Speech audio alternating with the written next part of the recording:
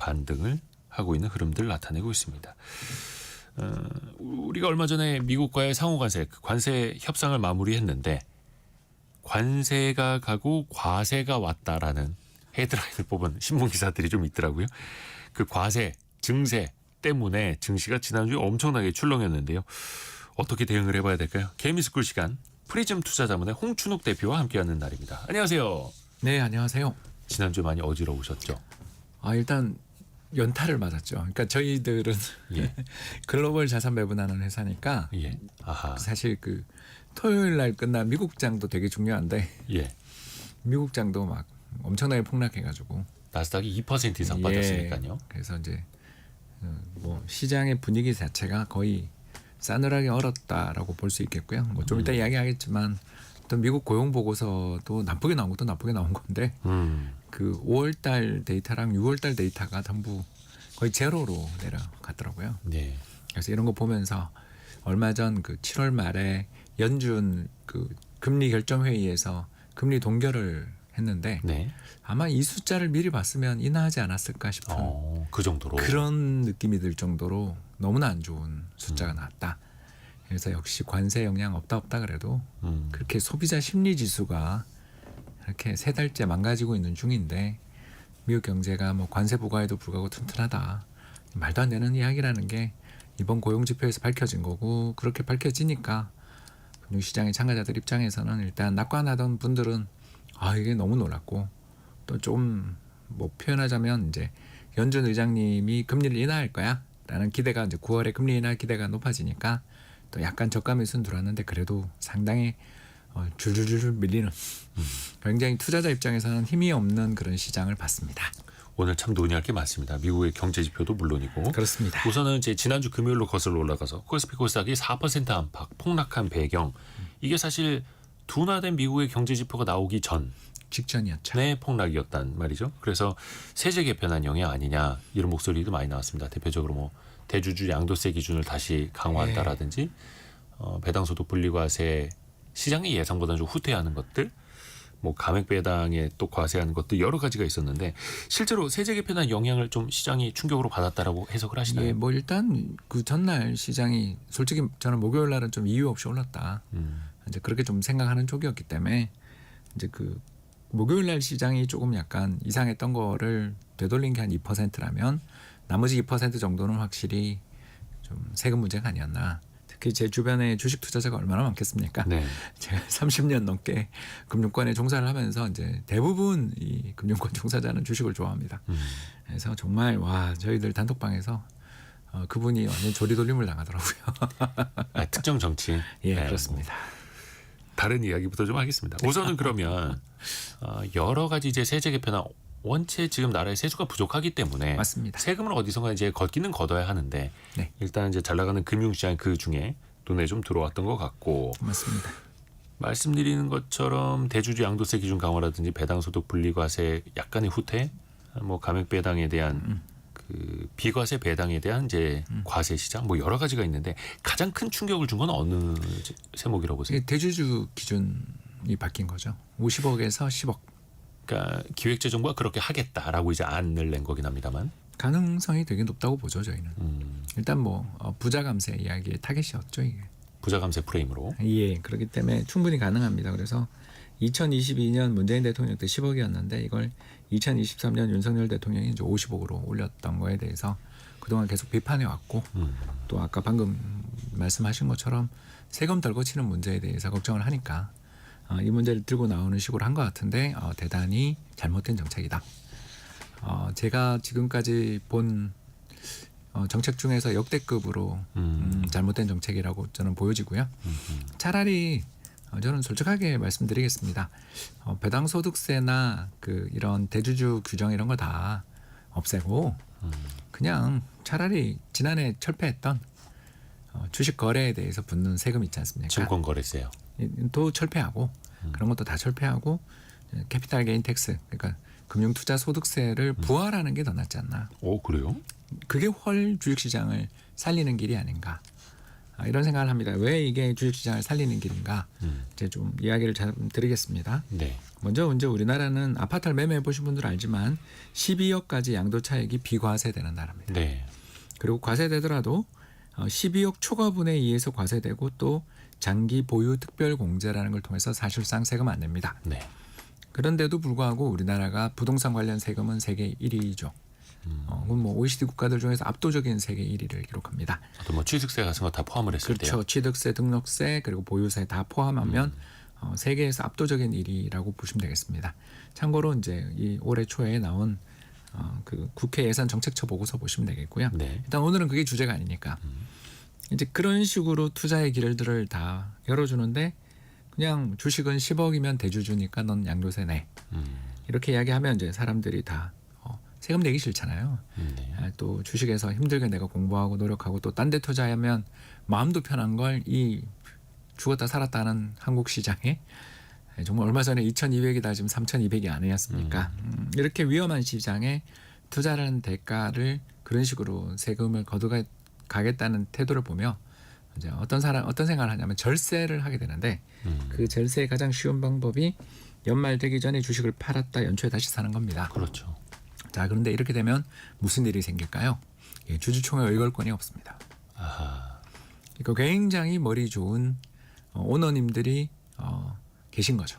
그러니까 최대 주주 입장에서는 너무 귀찮게 할 큰손 투자자들이 그렇죠. 의결권을 빼앗기니 나를 아무도 견제할 수 없어 이렇게 될 수 그렇죠. 있죠. 얼마 전에 있었던 뭐 키스코 홀딩스나 남양유업이라든가 FNF 같은 그런 수많은 사태들. 자, 이 세 회사 사태를 잘 모르시면 저는 솔직히 말씀드립니다. 한국 주식 투자 하시면서 공부가 좀 필요하다. 그만큼 문제가 됐던 사건들입니다.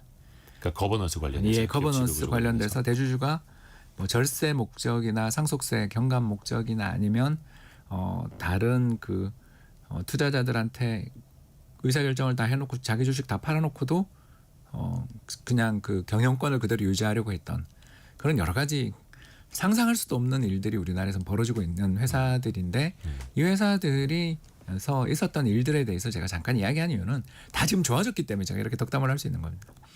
그 전에 되게 문제가 있다가 지금 다 거버넌스가 좋아진 회사들이라서 제가 더 나빠지고 있는 회사를 이야기하기 시작하면 한 500개를 들어야 되기 때문에 저는 이거 굉장히 좋은 회사들이라고 생각하고 지금은 굉장히 제가 좋아하는 회사들입니다. 근데 이제 이 회사들의 역사를 조금만 공부해 보시면 네네네. 어떤 일이냐면 이제 막 그 감사위원회 이런 걸 도입하고 감사로 임명된 분이 출근도 못하고 그런 일들을 겪었다든가 갑자기 회사 잘 나가다가 갑자기 회사를 쪼갰다 붙였다 몇 번 하더니 전부 상속세 증여 탈루 수단으로 쓴 의혹이 있어서 그것 때문에 막 금융시장이 뒤집힌 이런 일들이 있었던 경우들이거든요. 네. 그러니까 이런 일들을 쭉 볼 때 가장 우리 주주 중시 경영에 대해서 행동주의적인 투자자들이 있지 않습니까? 회사가 제가 너무 저평가됐으니까 우리 오너님의 생각을 좀 바꾸도록 우리가 열심히 모여가서 좀 노력하자. 그리고 주주총회에서 의견을 내고 그리고 감사를 우리가 임명하자. 그렇지 않습니까? 독립적인 감사가 필요하니까. 네. 이런 일들을 쭉 하려면 10억 이상 주주로도 안 되고 한 50억, 100억짜리 주주님들이 몇 분이 그래 나 이거 꼴보기 싫었어. 이러고 참가를 해야 이게 네네. 소액 주주 운동이라는 게 성립을 하는데 이 기가 막힌 법을 통해 10억 갖고 있는 사람도 대주주야 이래버리면 세금 내기 싫은 사람들이 일단 인센티브가 난 저 연말에 팔아야지. 근데 연말에 주식 명부에 있었냐가 주총의 의결권을 가지잖아요. 그렇죠. 다음에 3월에 정기주총에서. 이걸 보면서 이제 저희가 이 법은 도대체 금융시장이 어떻게 돌아가는지에 대해서 잘 모르고 했다면 좀 무지한 것이고 알고 했다면 우리나라의 그 강력한 네트워크를 이제 어퍼 클래스의 강력한 네트워크에 대해서 정말 당신들은 대단하다. 우리가 이길 수 없다. 그래 한국 시장을 떠나라는 신호구나. 이렇게 이제 둘 다 해석을 하게 되는 여지가 생긴 거죠. 그러니까 이게 세수를 좀 걷고자 하는 입장에서 보면 대주주 양도세 딱 그 세금 세수만 생각을 하는 건데 실질적으로는 연말에 팔면은 제대로 세수도 못 거두니 실효성도 없는 데다가 실제로 몇 조 이거 2023년 그 폐지되기 전에 그러니까 환도가 올라오기 전에 22년 그 주식 시장이 대붕괴됐던 시기에도 연말에 대략 한 3조에서 5조 매도가 나오는 걸 제가 봤거든요. 그러니까 끔찍한 주식시장에 대폭락이 있었던 해가 22년 말 레고랜드 사태 때인데 네. 그때도 매물이 그렇게 나오더라고요. 연말에 대주주 그걸 피하기 위해서. 자, 그러면 이제 이 법의 두 번째 문제는 지배주주가 오너님이죠. 인적 분할. 벌써 말만 들어도 이제 머리가 아픕니다. 그죠?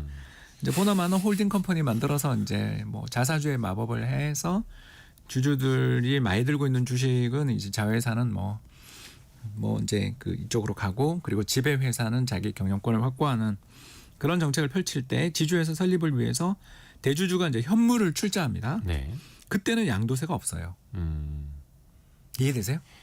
그러니까 이제 지금은 자사주의 마법은 사라졌습니다만 멀쩡히 있는 하나의 회사를 양쪽으로 쪼개서 내가 지배하고 있는 상단에 있는 지주사 하나만 갖고 있으면 되니까 하단으로 배치하는 회사의 지분은 필요 없고 그 지분을 상단에 두는 지주사에다가 양도하거든요. 현물로 출자 자본을 넣게 그때는 되는 세금을 거고. 안 물려요 또. 의도가 이거 분명히 상속세 절세용이라는 거예요. 왜냐하면 홀딩 컴퍼니 주가를 무조건 눌러서 눌러서 PBR이 뭐 0.5배, 0.1배 가는 회사도 있습니다. 그래서 시장에서 거래되는 가치가 내재 가치의 10분의 1까지 떨어졌을 때 기다렸다는 듯이 자녀에게 증여를 딱 하심으로써 모든 세 혜택을 다 이렇게 누리면서 경영권을 상속시키는 그 모든 의도가 보이는 행동에 대해서는 양도세를 물리지 않아요. 그러니까 실질적으로 사업을 하는 회사는 가치가 아무리 높아져도 그 지주사 가치만 엄청나게 낮아지면 싼 값에 자녀에게 증여를 할 수 있다는 거죠. 근데 그 과정에서 현물 출자 과정에서 오히려 또 양도세가 없고. 그래서 뭐 파마 리서치, 하나 마이크론 같은 회사들이 얼마 전에 그 인적 분할 현물 출자할 동안 지주회사 설립을 했던 회사들 주가 그 과정 한 번만 봐주시면 감사하겠고요. 엄청 출렁였고 근데 공교롭게도 두 회사 다 제가 알기로는 철회했습니다. 인적 분할을 철회. 예, 그만큼 주주들이 지금 깨었거든요, 이제. 여론이 너무 안 좋아지는 걸 이제 그 회사들도 느끼는 거죠. 그러니까 지주회사를 만드는 이유가 뭐냐? 결국 절세 말고는 없는데 이 복잡한 짓을 하면서 회사의 모든 에너지를 여기다 쏟고 비용도 엄청나게 들어요. 이거 왜 하냐? 하면서 이제 저항을 하게 됐던 이유가 뭐냐 하면 결국은 소액 주주님들이 그러니까 1,000만 원 100명 모여봐야 10억이지만 10억짜리 주주 한 10명만 모여도 100억이고 50억짜리 주주 한 2분만 모여도 100억이잖아요. 네. 그러니까 이런 의미 있는 큰 손, 개미 중에 슈퍼개미 되는 분들이 가세를 하니까 기업들이 바꾸죠.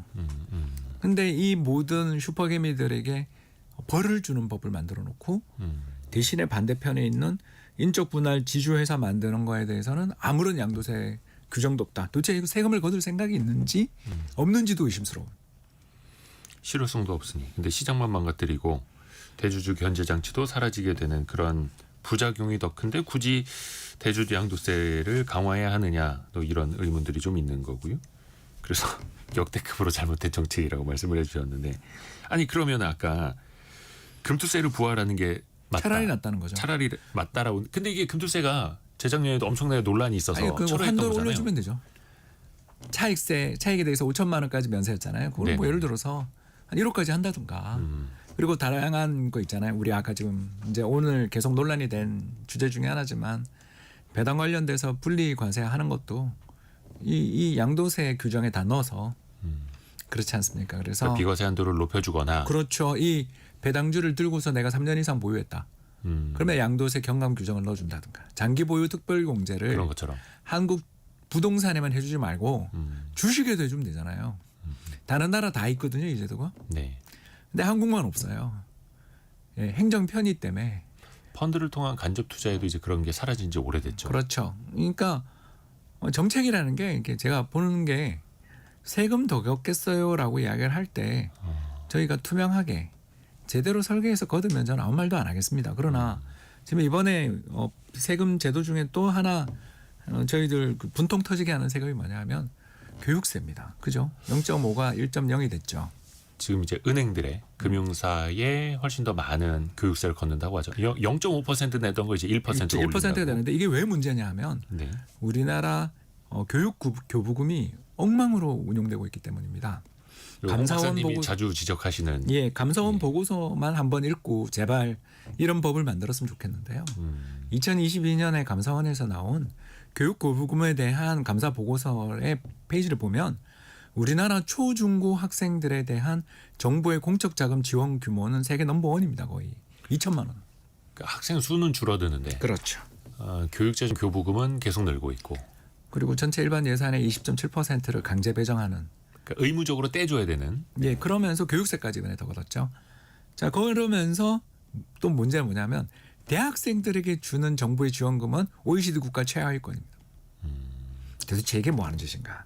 우리가 맨날 하는 이야기가 있어요. 뛰어난 인재가 의대를 가서 네. 우리나라 미래 경쟁력이 떨어진다. 굉장히 맞는 말이에요. 사실 제가 봐도.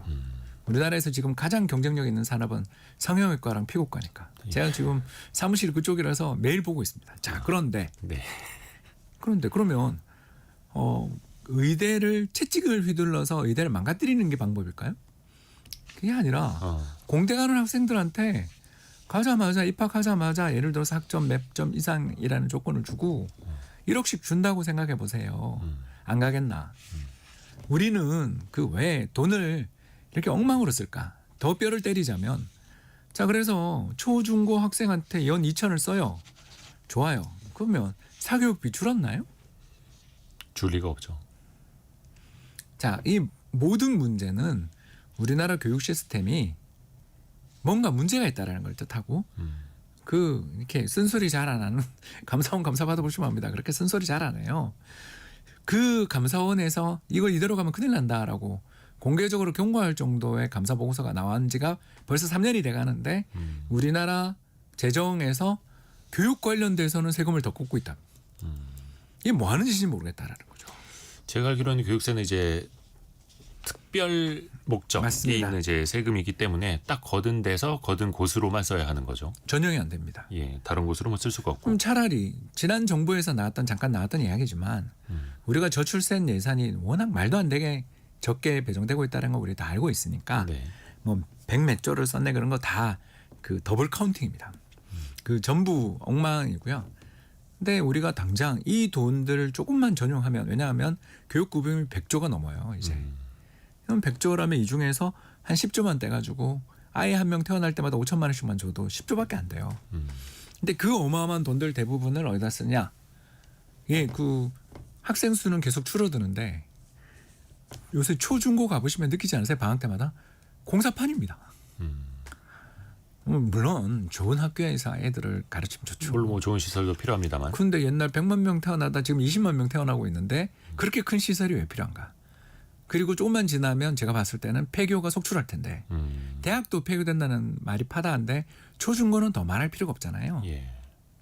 요새 어마어마한 대규모 단지 짓는데도 초등학교 안 넣어서 난리가 난 단지들이 있습니다. 왜? 입학생 수가 주니까. 그거는 괜찮고 기존에 있던 교사 그렇게 고치는 것만 돈을 써야 되는가? 스마트 칠판만 그렇게 다 해야 되는가? 우리 이런 걸 쭉 생각해 보면 이 나라 재정에서 우리 이 지금 금융시장의 참가자들이 느끼는 분노의 근원이 어디서 나오는지를 대충 짐작해 가실 겁니다. 그러니까 한정된 자원을 어떻게 쓸 것인가를 선택을 해야 하는데 우선순위에서 그건 어렵잖아요. 예. 그러니까 만만하고 쉬운 데를 세금을 잘 걷잖아요. 은행들이 돈 많이 벌었으니까. 또 뭐 대주주 너 주식을 10억이나 가지고 있어 너 부자네. 이렇게 생각하잖아요. 아주 단순한 논리로. 그러면서 그 뒤에는 그 강력한 네트워크를 가지신 그분들이 굉장히 유리한 방향의 넛지가 들어가 있는 걸 하고 있다. 그러면 투자자들이 예전에는 어쩔 수 없이 부동산으로만 갔어요. 그런데 부동산 엄청난 규제가 있잖아요. 그러면 답이 정해져 있다는 거예요. 네. 해외로 나가겠죠. 그렇죠. 그러니까 같은 세금을 내고 투자할 거면 왜 국장을 하느냐, 그렇죠. 이장으로 가지 뭐 이런 선택을 하시는 거죠. 그걸 원하시는 것 같아요. 그래서 국내에서 국내 주식시장은 그냥 버려두고 해외를 키우자. 근데 이제 그게 수년 전부터 많은 지적이 일었고 그래서 뭐 금투세 폐지라든지 대주주 양도세 기준의 완화라든지 이런 것들이 이제 많은 투자자들이 목소리를 내서 이뤄낸 건데 그러니까 최근에 이게 또 거꾸로 가는 세제 개편안이 발표되다 보니까 그래서 또 시장이 또 화들짝 놀란 것 같기도 하고요. 그 중에 하나가 배당소득 분리과세도 좀 이야기를 해봐야 될 텐데요. 물론 지금은 분리과세가 안 되고 있죠. 해서 배당을 좀 많이 기업들이 늘려서 우리 투자자분들도 배당으로 노후를 준비할 수 있게끔 하자라는 게 대통령의 또 취지 그런 발언을 했었고 그래서 민주당 내에서도 이소영 의원이 최고 세율을 27.5%로 낮춰서 분리과세하는 방안을 냈는데 기획재정부가 내놓은 거는 최고 세율이 지방세 포함으로 38.5%입니다. 그러니까 이게 그럼 배당소득 분리과세하는 좀 실효성이 없는 거 아니냐 이런 의구심들이 좀 많이 나왔거든요. 이건 어떻게 보세요? 뭐 이제 이 제도야. 저는 기대를 아예 안 했으니까 이제 그러세요? 예. 기대를 안 하셨어요? 예, 왜냐하면 박근혜 정부 때 예.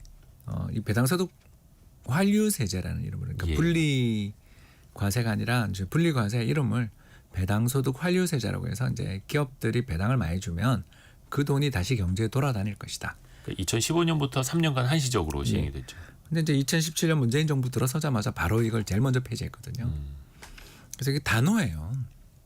그러니까 이거에 대해서는 어떻게 배당소득에 세금을 깎아주느냐 부자 감세 아니냐. 그렇죠. 이렇게 보는 그리고 거죠. 뭐 실제로 맞는 말인 게 뭐 0.1%가 대부분 절반 받아간다. 맞는데 이제 그 0.1% 계산의 방식이 연기금이나 펀드는 제외해야 되는 거 아닌가? 그건 개미들 돈이니까. 그렇죠. 어차피 국민연금이 받는 배당도 그런 우리의 노후 펀드들 자금이 그런 되는 것들이 거고. 다 녹아 들어가 있는 거고요. 근데 이제 이거에 대해서 저는 뭐 이제 조금 아까도 잠깐 우리가 금융투자소득세에 대해서 차라리 합산하는 게 낫지 않냐라는 이야기를 했던 이유가 네. 이제 이게 너무 복잡해요. 제가 좀 읽어드리겠습니다. 지난해 대비 현금 배당액이 감소하지 않고 배당 성향이 40% 이상 또는 배당 성향이 25% 이상이면서 지난 3년 평균 대비 5% 이상 배당이 증가한 기업. 자, 이렇게 하니까 삼성전자도 여기 못 들어가더라고요. 그러니까 그죠. 그 조건식 A and B and C 뭐 이렇게 다 충족을 해야 하는. 예, 이제 인센티브를 주고 싶은 마음은 전 좀 이해가 돼요. 이거는 뭐 이 법을 만드신 분들이 뭐 아주 그 이제 숨겨진 의도를 가지고 만들었다는 생각은 안 들고요. 아까 이야기했던 대주주 요건은 저는 숨겨진 의도가 있는 게 아닌가 싶어서 악법이다라고 이야기한 거고 이 법은 뭐 저는 그 철학이 있지 않습니까? 부자에게 세금을 깎아주는 정책을 쓰면 안 된다라는 게 기본 노선이잖아요. 그러니까 소득 재분배이고 더 나가서 불로소득은 때려잡자. 자, 이런 생각들을 하는 게 기존 노선이고 이 노선이 바뀌기는 어렵지 않냐라고 생각을 해서 이제 제가 아까 잠깐 제안을 드린 게 두 가지 제안이 나왔던 게 하나는 뭐였냐면 금융투자소득세에다가 이거 다 집어넣으면 되게 다 문제가 해결될 걸 왜 이렇게 어렵게 하냐. 이제 그런 이야기를 아까 했었고 두 번째 이제 이야기를 조금 드리자면 재밌는 논문이 하나 있습니다. 저는 네. 뭐 이제 논문 읽는 게 취미생활이니까 그래서 굉장히 좋은 논문입니다. 배당소득세가 기업의 배당 정책에 미치는 영향, 국가 간 비교를 중심으로라는 아주 재밌는 논문이 있는데 네. 이 논문을 보면 간단합니다. 이제 이 논문을 쓰신 그 두 분의 교수님이 이렇게 재밌는 표현을 써요.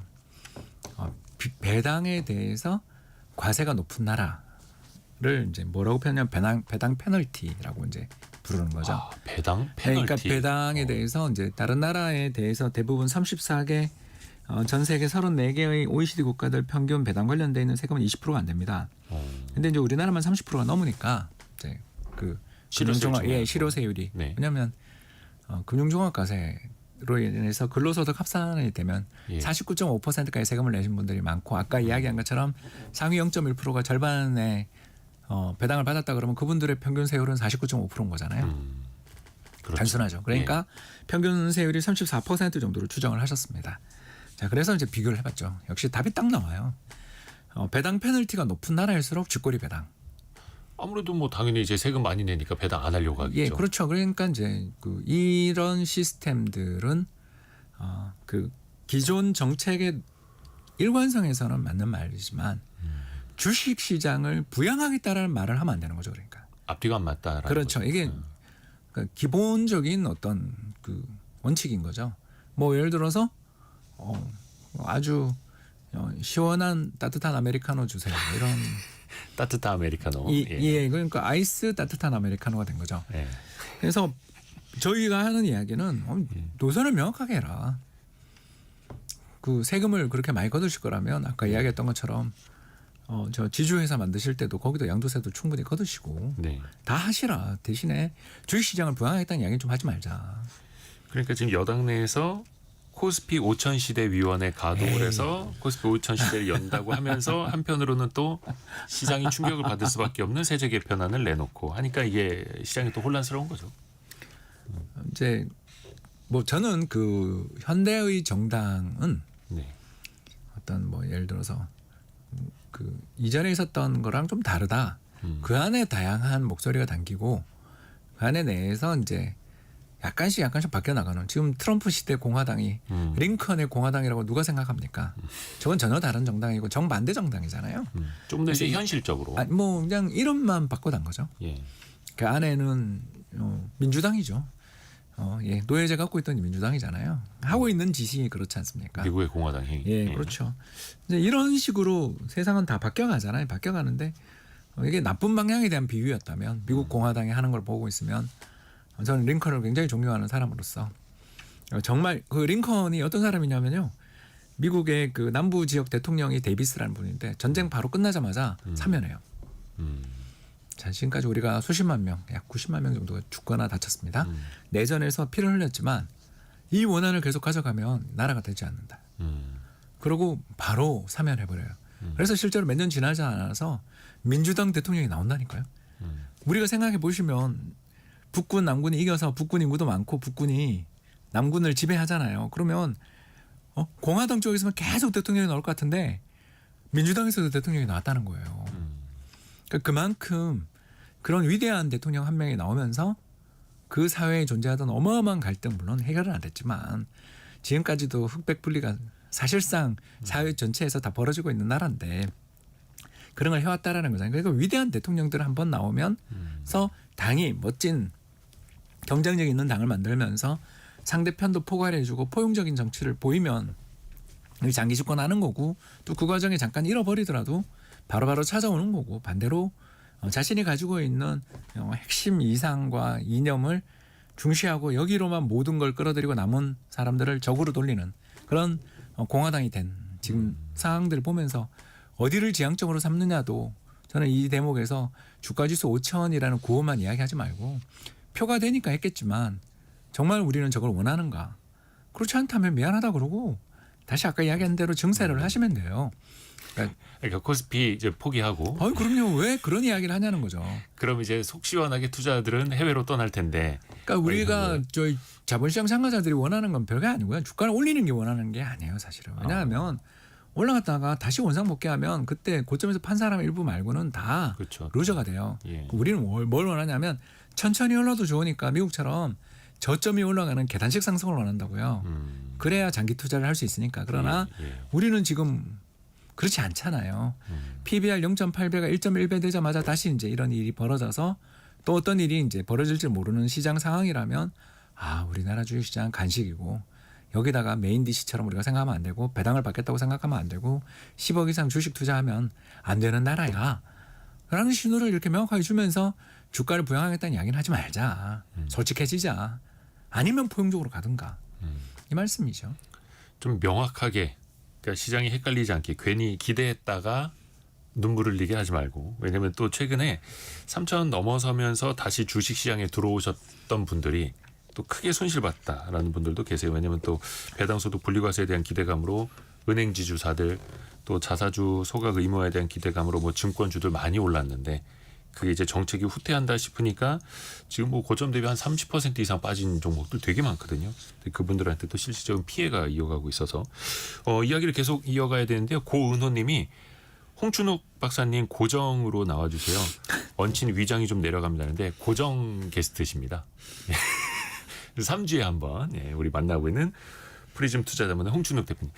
개미스쿨 시간 계속 이어갑니다. 잠깐 현재까지 들어와 있는 뉴스도 전달해 드릴게요. 라디오 정보센터 다녀옵니다. 이선화님이 홍춘옥 박사님 오늘 말씀 속 시원합니다. 홍춘옥 박사님. 저 옥자와 옥자가 좀 헷갈릴 때가 있습니다. 저는 옛날에 수기로 통장 만들던 시절에 제 이름이 제대로 적힌 걸 한 번도 본 적 없습니다. 프리즘 투자자문의 홍춘욱 대표와 개미스쿨 시간 이어갑니다. 미국 이야기를 좀 해볼게요. 지난주 후반에 미국장이 나스닥이 2.2%가 급락했습니다. 물론 사상 최고치 가다가 조정이기는 한데 고용지표가 그러니까 7월에 미국의 비농업 일자리 수 증가가 7만 3천 명 증가했거든요. 보통 그래도 한 10만 명 이상씩은 늘 거다라고들 봤는데 이게 그렇게 좀 충격적인 숫자인 그렇죠. 겁니까? 왜 그러냐면 미국이 이제 인구가 느는 나라입니다. 네. 왜 인구가 느냐면 이제 이민자 위주로 늘죠. 이제 이것 때문에 이제 트럼프가 영향을 미치게 됐는데 이제 백인들의 나라에서 이제 히스패닉의 나라가 되고 있는 중이잖아요. 그래서 미국의 백인 여성 출산율하고 히스패닉계 여성 출산율이 2배 정도 차이 납니다. 그리고 참고로 이제 백인 여성 출산율의 절반이 아시아계 출산율이고요. 백인 여성이요? 백인 여성보다 예. 출산율이 절반 정도가 되는 게 아시아계라고 생각하시면 되겠습니다. 아, 그 절반. 예. 네네네. 그래서 우리나라도 0명대인데 미국에 계시는 우리 동포분들, 교포분들도 0명대입니다.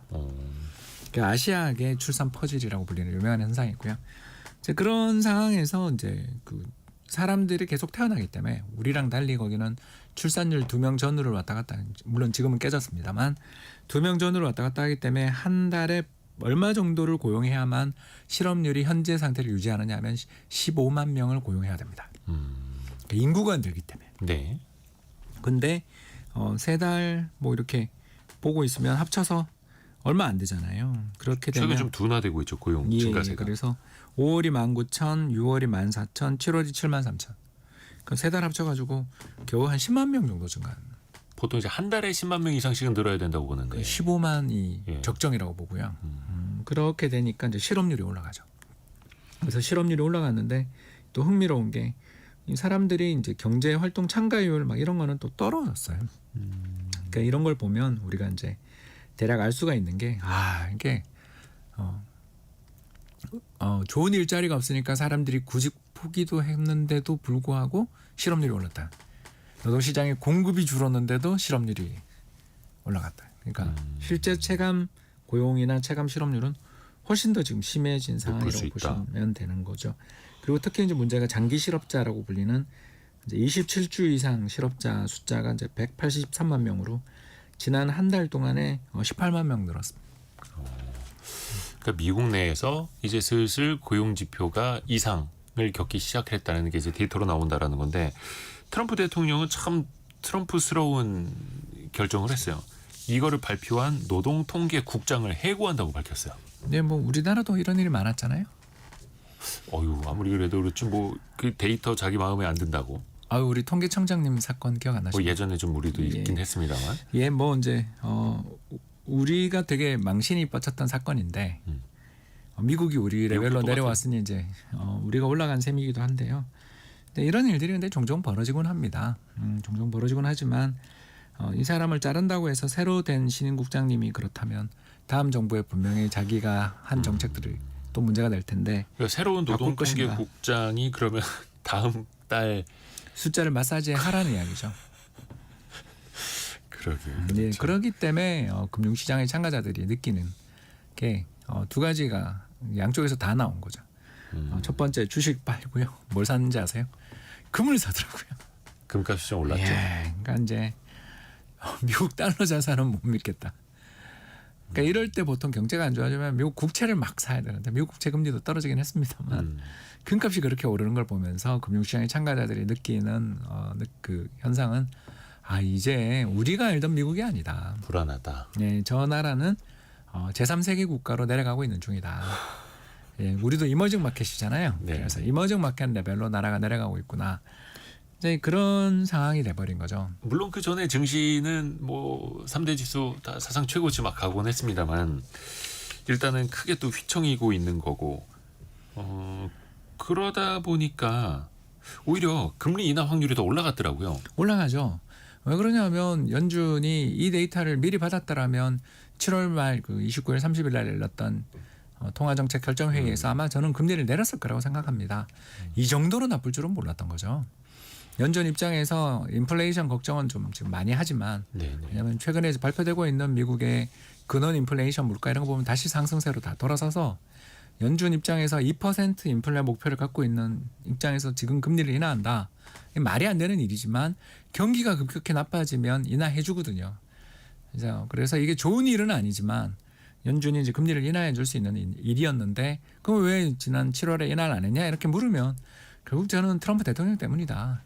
근데 그렇게 볼 이제 수 있는 파월 거죠. 입장에서 아직 그런 악화되는 데이터가 나타나기 전보다는 항상 데이터에 따라서 데이터를 보고 결정하겠다라고 하는 파월 의장이니까 그러면 이제 좀 늦을 수도 있겠다. 그러면 7월 말이 아니라 9월. 중순 한 16일인가 17일인가 그때 예, 결정이 중순에 나오죠. 합니다. 그러면은 근데 또 한켠에서 걱정을 해야 될 게 인플레이션 아닙니까? 관세의 영향을 이제 미국의 소비자들이 보게 될 것이다. 이제 순차적으로 그런 전망들이 나오고 있는데 고용 지표는 악화되고 있고 물가 상승률은 여전히 높거나 앞으로 더 높아질 수도 있고 그러면 연준 입장에서 이게 고민이 더 클 수밖에 없지 않을까요? 예, 스태그플레이션이죠 이게. 그래서 이제 스태그플레이션 리스크가 높아질 때 연준은 인플레를 중시합니다. 그러니까 경기는 둔화되는데 물가는 오르는 상황. 예, 금리를 오히려 인상해야 될 수도 있죠. 근데 아직 인플레는 걱정은 되는데 선행 지표는 죄다 올랐습니다. 예. 그러니까 선행 지표가 뭐냐면 기업들이 느끼는 체감 물가. 예, 그래서 PMI 지표라고 있습니다. 이게 뭐냐면 이제 미국 기업들의 구매 담당자, 우리나라로 이야기하면 이제 자재부장님, 총무부장님이 물건을 사들입니다. 물건을 사들이는데 분명 지난달 캐비넷 가격은 얼마였는데 왜 이렇게 올랐지? 이번에 새로 직원을 뽑아가지고 이 직원한테 컴퓨터 사줘야 되는데 이거 왜 올랐지? 이러면 이제 자기가 느끼는 체감 물가가 올랐다라고 보고하게 되는데 이게 이제 100명 중에 한 70명, 60명 정도가 최근에 가파르게 오르고 있어요라고 지금 4달째 보고를 하고 있거든요. 예. 그리고 이제 이런 일이 벌어진 다음에 과거 이제 6번 정도 지난 40년 동안 6번 정도 이런 일이 있을 때마다 죄다 물가가 올랐어요. 왜냐하면 기업들이 자기가 느끼는 체감 물가, 원자재의 물가가 오르는데 제품 가격을 인상 안 할 수가 없잖아요. 그렇죠. 마진이 언젠간. 주니까. 네. 그러니까 그러기에 인플레이션이 이게 전달되는 경로가 기업들이 느끼는 체감 물가의 상승은 한 6개월 정도 시차를 두고 소비자 물가의 상승으로 연결된다라고 보면 이제 눈앞에 소비자 물가 지표가 이제 이번 주에 발표되는데 이제 이게 얼마가 나오느냐에 대해서 금융시장의 참가자들이 굉장히 공포가 높은 거고 만에 하나 이제 우리가 유가가 요새 좀 떨어졌으니까 국제 유가는 떨어졌으니까 예. 오펙이 증산했잖아요. 그렇죠. 그래서 그걸 때문에 이번 달 물가 조금만 좀 괜찮게 나오면 8월 그 보름경에 그러니까 우리 광복절 연휴 정도에 미 연준 의장부터 시작해서 전 세계 20개 나라 G20 중앙은행 회담이 열립니다. 네네. 잭슨 홀이라는 곳에 열리는데요. 이제 거기서 파월 의장님의 연임의 뜻은 거의 없으신 것 같으니까 자신의 7년 커리어를 종합하는 발표를 하실 겁니다. 그러니까 임기 내 마지막 잭슨홀 회의네요. 그렇죠. 예. 이제 그 이사로 계시면 계속 참가하시게 되는데 그렇죠. 이사 임기는 14년이고 연준 그렇습니다. 의장은 4년씩 연임하는 건데 뭐 그래서 이제 파월도 연임은 안 시켜줄 것 같고. 예. 또 파월 의장님의 성격상 예. 자기가 연준 의장에서 해임되고 이사직으로 남아 있을 것 같지는 않습니다. 대부분 게 명예롭게 내려오려고 하죠. 예, 이분이 2018년 첫 번째 트럼프 임기 때 월스트리트 저널 기자한테 굉장히 멋진 이야기를 하는데요. 그때 사임 요구를 받을 때입니다.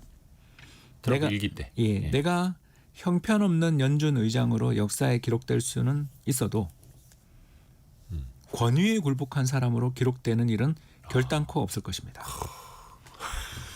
네, 이런 분을 그렇게 모욕을 주니까. 예, 7년 전이네요. 예, 근데 이분은 이대로 산 거죠. 끝까지 간다. 임기 예, 채운다. 그러니까 임기가 됐든 안 됐든 그런 것보다 나는 나한테 주어진 책무를 하고 나는 돼버릴 거다. 사실 또 그게 맞죠. 또 미국이라는 나라에서 중앙은행장을 해임해 버린다라고 하는 건 제 국제적인 어떤 금융의 신뢰도 시스템에 또 금이 가는 일이기도 하잖아요. 예, 뭐 또 한 번 이머징 마켓이 되는 거죠. 미국을 이제 이머징 마켓으로 끌어내는. 개발도상국처럼 보는. 예. 예, 뭐 푸어 어게인을 하시는 중이죠. 그래서 이 말들을 저희가 이제 염두에 둔다라면 알 수 있는 것은 연준 의장으로서 파월 의장이 9월에 금리를 인하할 거라는 기대는 되게 지금 너무 지표가 안 좋으니까 높아졌지만 네. 이번 주 나오는 소비자 물가가 만에 하나 서프라이즈하게 높게 나오는 순간 그 기대는 빨리 접는 게 낫다. 그래서 이번 주에 사실 지금 미국 고용 보고서보다 저는 더 중요한 게 소비자 물가. 소비자 물가 그리고 특히 그 중에서도 휘발유 가격 이런 걸 뺀 근원 물가 상승률이 어떻게 나오느냐 이런 것들에 대해서 관심을 좀 가지셔야 될 것 같습니다. 그러니까 그 아까 스태그플레이션 상황에서는 그럼 연준은 물가입니다. 물가. 이게 폴 볼커가 만들어 놓은 룰이고요. 예. 폴 볼커 자서전에 그런 이야기 나옵니다. 이 사람이 나는 나에게 주어진 책무를 다하기 위해서 노력할 뿐 다른 사람 이야기 듣지 않아. 막 불러가지고 대통령들이 이번에 그 트럼프 대통령이 그 연준 방문한 네 번째 대통령이었거든요. 네네. 그 전에 대통령들도 다 쳐들어가서 혼을 냈거든요. 근데 이 파월 의장의 이제 지금 행동들에 대해서 어떻게 보면 가장 선배가 폴 볼커 얼마 전에 돌아가셨습니다. 2m 장신 그 폴 볼커 의장이 그 대통령이 온다는 말을 듣자 자기가 나가서 도로에 나가서 맞으려고 그래가지고 중간에서 만났다라는 그런 에피소드가 있을 정도로 아 연준 안으로 들어오지 못하게. 너 오지 마. 이제 그럴 정도의 강단을 보였던 분이거든요. 그리고 그 사람은 나를 연준 의장을 시킨 거는 인플레를 잡으라고 시켰는데 그럼 말이 달라지면 되냐고. 제 임기 마치고 저는 그만둘 테니까 저는 그 당신이 뭐라 그래도 난 만나지 않겠다. 이런 결기를 보인 사람들이 대대로 연준 의장들이었거든요. 폴 볼커 이후에. 근데 이번에는 트럼프 대통령이 찾아간 거는 연준의 그 공사 현장을 그러니까 찾아갔더라고요. 명분이 리모델링 공사 현장이죠. 현장. 가서 이제 또 망신을 당하셨죠. 숫자를 잘못 들고 가셔가지고. 그래서 또 그 자리에서 파월이 그거 아니라고 고개를 절레절레 젓기도 하고. 아예 고개를 엄청 돌리더라고요. 아니 일단은 그래서 그러면 9월에 금리를 내릴 것인지는 당장 불확실합니다.